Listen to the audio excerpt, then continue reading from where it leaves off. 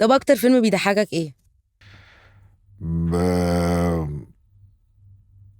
والله كتير يعني. اكتر يعني لازم لما يجي هتضحك. ضحكني. لازم لما يجي وتشوفه هتضحك.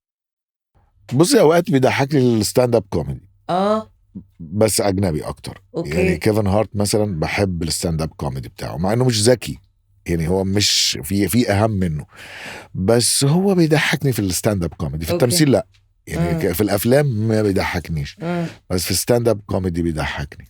فرق طبعا. في لحظة كده في آدم ساندلر بيضحكني.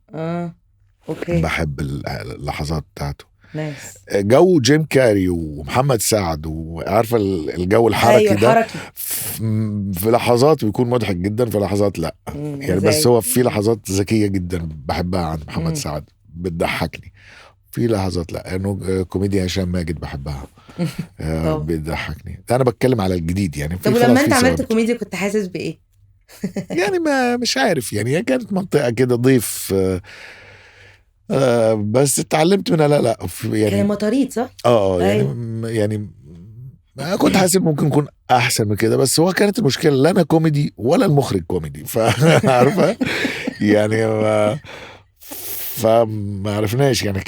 كان محتاج انه برضو المخرج يكون كوميدي. المخرج طبعا حبيبي وكل حاجه، بس يعني برضو هو كان داخل على منطقه جديده بالنسبه له وانا داخل الكوميدي ده مهم. انت لما طلعت ضيف شرف بس في المزاريطه مع جندي طبعا يعني عارف يستثمر. ده تفرق طبعا تفرق.